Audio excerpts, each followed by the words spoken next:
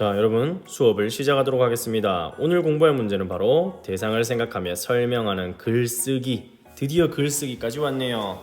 교과서는 110쪽, 111쪽이 있는 쪽을 펼쳐주면 됩니다. 자, 우리 반 친구들에게 자신이 좋아하는 것을 설명하는 글을 쓰려고 해요. 왜 쓰고 싶은지는 묻지 마세요. 우리 글을 한번 써보는 거야. 자, 그래서 무엇을 설명하고 싶은지 한번 떠올려 보는데, 여러분이 관심사, 여러분이 잘 알고 있는 것 혹은 내가 설명하고 싶은 것을 떠올리면 돼요. 선생님, 저는 아무것도 설명하고 싶지 않은데요. 아니야, 잘 찾아보면, 잘 생각해보면 있을 거야. 자, 가령 동물이나 식물, 내가 키우는 강아지, 고양이, 고슴도치, 혹은 내가 키우는 로즈메리, 뭐 이런 것들. 음식에 대해서도 소개할 수 있겠죠. 내가 잘 알고 있는 음식, 내가 좋아하는 음식, 세상에 신기한 음식, 운동을 소개할 수도 있을 거고요. 우리나라 문화재를 소개할 수도 있을 거고요. 또 악기를 소개할 수도 있을 건데, 자, 선생님이 이걸 하기 전에, 여러분 떠올리기 전에 한번 어떠한 글을 하나 소개해 주려고 합니다. 한번 가볼까요? 글이 짜잔, 여기 있습니다. 어이구. 자, 이렇게 하면 이제 딱 맞네요. 자, 이 글을 어떤 구조로 썼는지를 한번 생각을 하면서 우리 함께 읽어봅시다. 어떤 구조인가? 우리가 전에 배웠던 구조, 어떤 것들을 배웠나요? 그렇죠, 비교와 대조, 그리고 맞아요, 열거도 배웠습니다. 다른 방법이 또 나올 수도 있겠죠. 한번 읽어보겠습니다. 자, 남극과 북극. 남극과 북극은 모두 태양빛을 비스듬하게 받기 때문에 다른 지역에 비해 태양열을 적게 받아준다는 공통점이 있습니다. 어이구, 공통점. 하지만 남극은 지구 육지의 약 10%를 차지할 만큼 큰 대륙이며 바다로 둘러싸여 있습니다. 반면 북극은 대륙으로 둘러싸여 있는 바다 대부분이 얼음 지역입니다. 반면이라는 말이 또 나왔네요. 선생님 지난번에 설명할 때 반면, 그에 대조해서 보았을 때, 이런 뜻이라고 얘기를 했었습니다. 자, 계속 읽겠습니다. 또 남극은 기후가 혹독하게 추워서 남극에는 식물이 거의 살지 못합니다. 남극에는 펭귄이 살죠. 이끼류만 바위에 붙어 살 뿐입니다. 동물은 펭귄, 그래, 펭귄이 살고 있어. 고래, 바다 표범이 살고 있습니다. 이에 비하여, 이거 반면이랑 똑같은 뜻이네요. 북극에는 이끼류와 풀, 사초 등 180여 종의 식물이 살고 있으며 북극에는 코카콜라를 좋아하는 북극곰이 살죠. 북극곰, 북극여우, 물고기가 살고 있습니다. 자, 이 글을 한번 보면 여러분 어떤 구조의 글이라고 말할 수 있나요? 우리가 잘 알고 있는 무엇인가요? 그렇죠, 바로 비교와 대조의 방법을 가지고 소개했습니다. 무엇을 소개했나요? 남극과 북극을 소개하고 있어요. 여러분, 남극과 북극은 정반대에 있는 곳이죠. 하지만 분명히 공통점이 있었어요. 굉장히 춥고 식물, 동물 이런 것들이 다른 지역에 비해서 아무래도 좀 적죠. 그런데 얘들이 공통점만 있는 게 아니라 차이점도 있었어요. 그래서 이런 식의 글을 한번 오늘 써보자라는 겁니다. 한번 써봅시다. 우리가 언제까지 읽기만 하겠습니까? 자, 그러면 다시 교과서로 돌아와서 어떤 내용을 여러분 소개하고 싶은가요? 한번 떠올려 봅시다. 자, 지금 잠시 화면을 멈추고 나는 어떤 것을 소개할지 떠올려 보세요. 자, 선생님은 악기를 좀 소개해 주고 싶습니다. 악기. 세상에 있는 여러 가지 악기들. 무슨 악기. 선생님 악기를 좀 잘 아는 편이거든요. 또 여러분의 관심사는 어디에 있나요? 여러분, 유튜브 채널을 소개해보고 싶은 친구도 있다네요. 유튜브 채널. 유튜브 채널. 이런 것을 소개하고 싶은 친구도 있어요. 또 영화를 많이 봤나봐요. 투명인간에 대해서 소개를 하고 싶은 친구도 있을 거예요. 투명인간. 이런 거 말고도 사실 굉장히 많이 있죠. 우리가 비교와 대조를 할 거면 방금 남극과 북극 같은 것도 굉장히 좋죠. 남극과 북극. 또 비교와 대조로 글을 쓰는 친구들은 어떤 걸 할 수 있을까요? 동물 중에 여기 개와 고양이는 우리가 비교 대조로 소개를 하기에 굉장히 좋은 동물일 것 같아요. 자, 그러면 여러분이 설명하고 싶은 대상을 하나를 정하도록 합니다.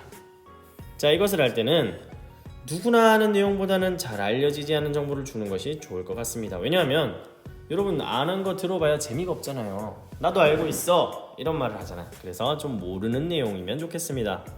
두 번째, 자신이 관심 있는 것 가운데 나만 관심 있는 것 말고 다른 친구들도 호기심을 느낄 만한 것이 있으면 좋을 것 같아요.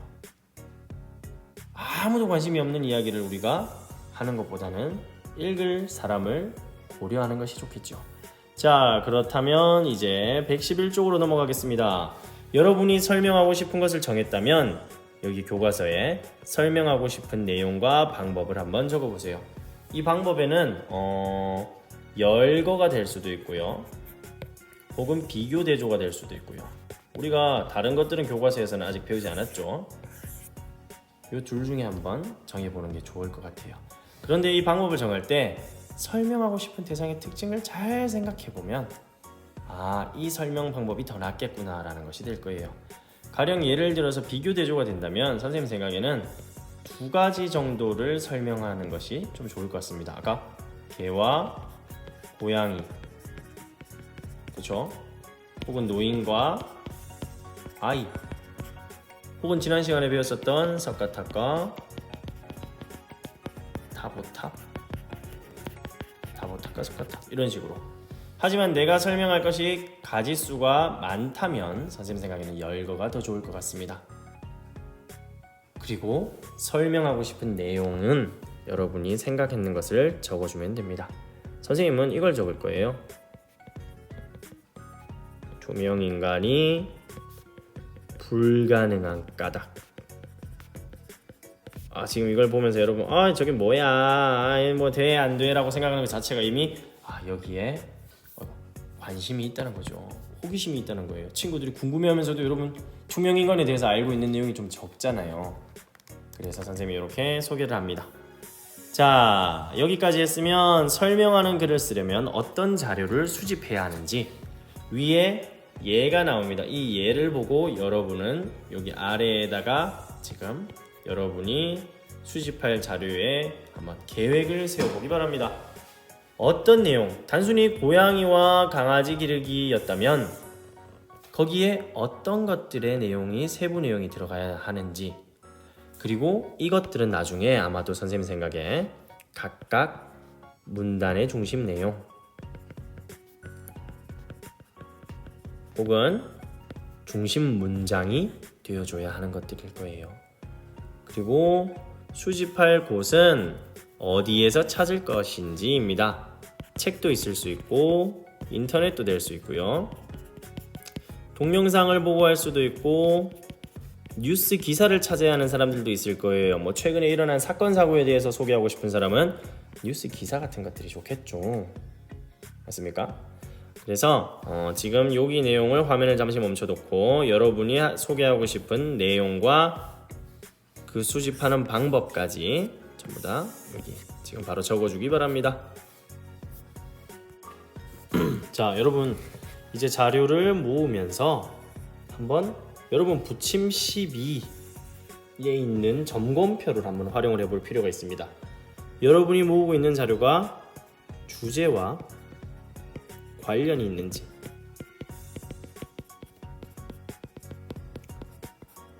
두 번째는 그 자료가 믿을 만한 자료인지,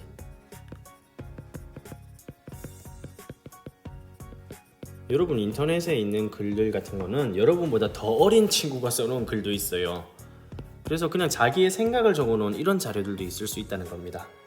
그리고 너무 쉽거나, 선생님 이게 걱정이에요. 여러분 너무 쉽거나 혹은 너무 어렵지 않은지.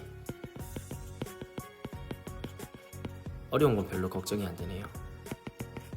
여러분이 가져온 자료가 너무 어렵거나 쉽지는 않은지 이것들을 한번 점검을 해보기 바랍니다. 그래서 여러분이 설명하는 글을 쓸 자료를 모아서 공책에 정리를 하거나 혹은 캡처를 하거나 글을 이렇게 스크린샷을 찍어서 캡처를 하거나 아니면 복사를 해놓는 것도 좋겠죠. 그런데 이때 저작권도 여러분 생각을 해봐야 합니다. 물론 우리가 설명하는 글을 새로 쓸 거지만 공유가 안 돼 있는 사진이나 이런 것들을 함부로 다운받는 것은 저작권 위반이 될 수도 있어요. 자, 여기까지 되었으면 우리 이제 여기 설명하는 글에 알맞은 틀을 보기에서 찾아서 중심 내용을 정리해 보자라고 하네요. 선생님은 아까 어떤 거에 대해서 글을 쓴다고 했었죠? 맞아, 기억하시는 친구들이 있네요. 선생님은 바로 투명인간에 대해서 한다고 했어요. 자, 투명인간은 선생님 생각에는 불가능합니다. 그래서 선생님 자료를 잔뜩 찾았어요. 그래서 선생님은 글의 주제가 제목이 투명인간이 불가능한 까닭입니다. 근데 얘를 비교와 대조로 정리하지 않고, 얘가 우리가 비교 대조죠. 왜냐면 여기가 공통점이 되고 이 위와 아래가 차이점이 되기 때문이죠. 선생님은 여러 가지 이유를 들고 싶어요. 그래서 선생님은 요 틀을 가지고 왔습니다. 불가능한 이유가 몇 가지 있는데 한 3가지 정도만 하다 보면, 얘들아, 투명인간이 눈에 망막, 우리가 상이 맺히는 망막이 투명하면 앞을 볼 수가 없어요. 이 내용을 좀 소개할 겁니다. 그래서 망막이 무엇인지도 설명을 해주고 왜 앞을 볼 수 없는지를 여기 내용을 넣어줄 거예요. 이게 바로 첫 번째고, 두 번째는 투명인간으로서 살아갈 수 없는 이유가 음식을 먹게 되면 먹은 음식물이 그대로 보이게 되겠죠. 그러면 그 사람이 투명하든 투명하지 않든 어디에 있다라는 것을 알게 되겠죠. 그리고 세 번째는 바로 미세한 먼지가 계속 들러붙는다는 것입니다.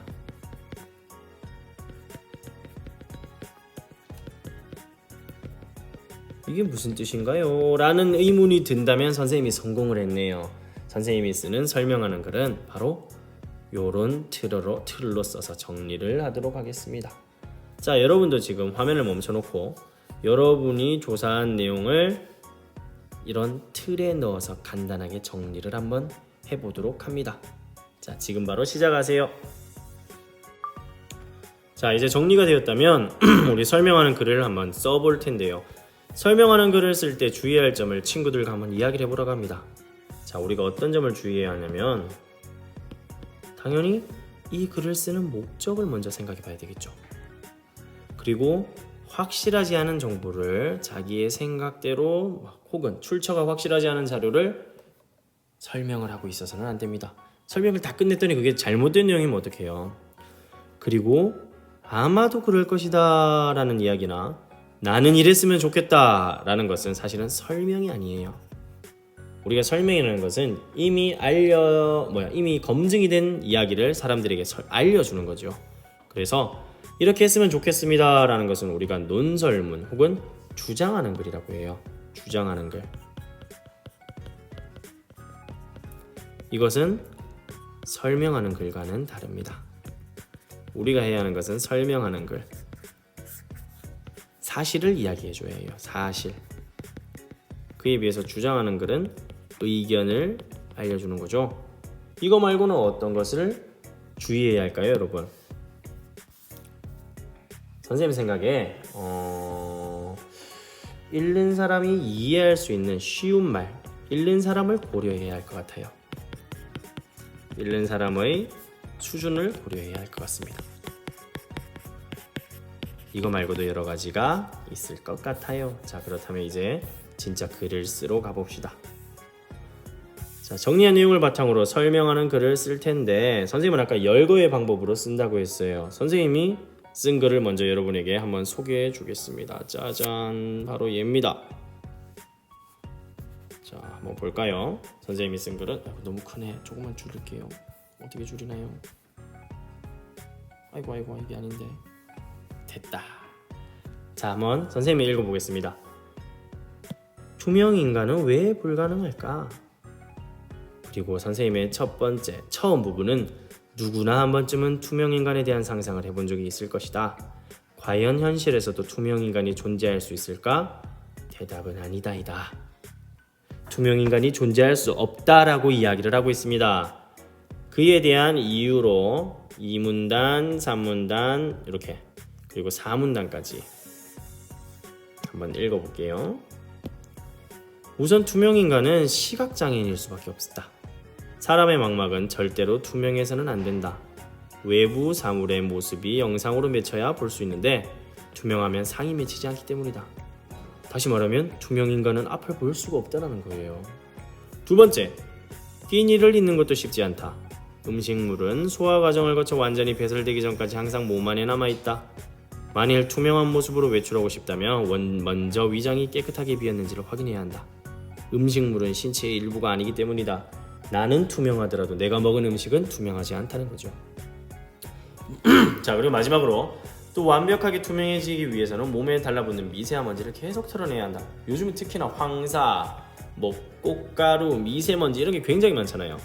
옷을 입지 않았다고 하더라도 바깥에 많은 먼지가 투명인간의 존재를 들통나게 할 수도 있다. 선생님은 여기에 한 줄을 더 추가를 좀 하고 싶네요. 그러므로 투명인간은 불가능한 이야기이다. 이렇게 끝! 글의 끝부분을 좀 넣어줬으면 싶습니다. 그러면 이 부분이 글의 처음이 되고 여기서부터 여기까지가 글의 가운데가 되겠죠. 가운데. 이렇게 여러분이 글을 쓸 수 있어야 합니다. 선생님 이만큼 많이 써야 하나요? 네. 이번에는 이 정도 양의 글을 여러분이 써보아야 합니다. 그렇다면 자, 여러분도 여기에 영상을 멈춰놓고 제목부터 글의 처음 부분, 그 다음에 가운데 부분, 끝 부분. 만약에 비교와 대조였다면 비교와 대조로, 아니다 나는 열거였다라면 열거의 방법으로 글을 써나가면 되겠습니다. 자, 여러분 글을 쓰고 그 글을 우리 반 학급 플랫폼에 올려주기를 바랍니다. 사진을 찍어서. 자, 그리고 나서 그 쓴 글을 한번 다시 읽고 고칠 부분이 없는지도 한번 확인을 해보면 될 것 같습니다. 자, 고칠 때 이런 점들을 주의합시다. 첫 번째, 목적에 맞는 표현을 썼나요? 아까 뭐뭐일 것이다, 뭐뭐 할 것 같다 라는 표현보다는 이다, 뭐뭐다. 하지만 이게 거짓이고 검증되지 않은 사실인데 이렇게 쓰면 그것은 거짓말이 됩니다. 그래서 뭐뭐 합시다 라는 표현도 우리가 사용하지 않는 것이 좋아요. 설명하는 글에서는. 자, 그리고 친구들이 이해할 수 있는 쉬운 말로 여러분이 조사한 자료가 어려울 수 있으니까 바꿔 썼는지 한번 확인을 해보도록 합니다. 자, 여기까지 하면 우리가 수업을 마치도록 하겠습니다. 그렇다면 안녕.